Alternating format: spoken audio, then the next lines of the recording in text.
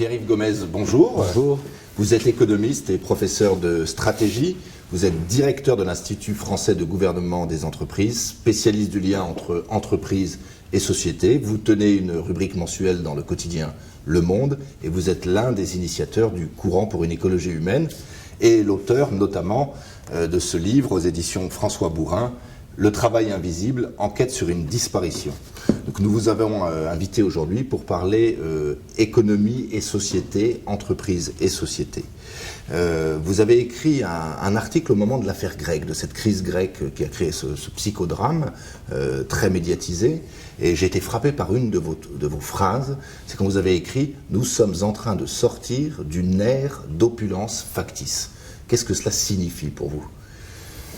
Alors d'abord, une ère d'opulence, parce que depuis 30 ans, depuis des décennies, mais enfin, en particulier depuis 30 ans, on a l'impression de vivre dans un contexte particulièrement facile, riche, généreux, où il y a énormément de biens, énormément de consommation possible, énormément d'opportunités possibles.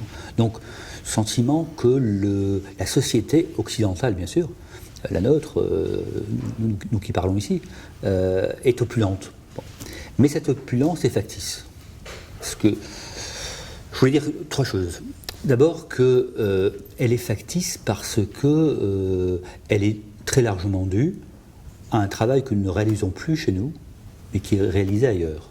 Et quand on voit les choses, vous savez, on nous présente notre société comme ludique, facile et riche.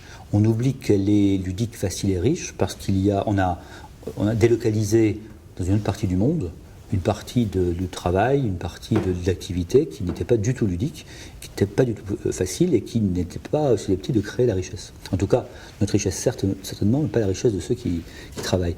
Donc, il y a une facticité du fait qu'on a l'impression de produire cette opulence alors qu'elle est produite ailleurs et on ne le voit plus. Je me souviens d'un de mes collègues qui nous expliquait doctement qu'il n'y avait plus d'industrie. Je veux rappeler qu'il n'y a plus d'industrie chez nous, mais il y a beaucoup d'industries aujourd'hui dans les pays émergents, en Chine, au Brésil, et que les personnes qui sont passées la campagne aux villes, eux, ils comprennent ce que c'est que l'industrialisation et les conditions de vie industrielles de type qu'on connaissait au XIXe siècle parfois. C'est un première raison. La deuxième raison, c'est qu'on a, qui explique que cette opulence est factice, c'est qu'on a exploité les ressources de manière très très rapide. On le sait, c'est beaucoup dit, je ne vais pas m'étendre sur cette question, donc on est riche, mais effectivement, parce qu'on a énormément utilisé les ressources, dont la ressource humaine, parce qu'y compris chez nous, on a énormément utilisé le travail humain jusqu'à ces phénomènes aujourd'hui de burn-out, de grande fatigue liée au travail et de grands dangers de la société liés à ça. Et puis la troisième raison, c'est que on a payé cette opulence par la dette. Bon, ça c'est aussi assez connu, mais c'est un fait.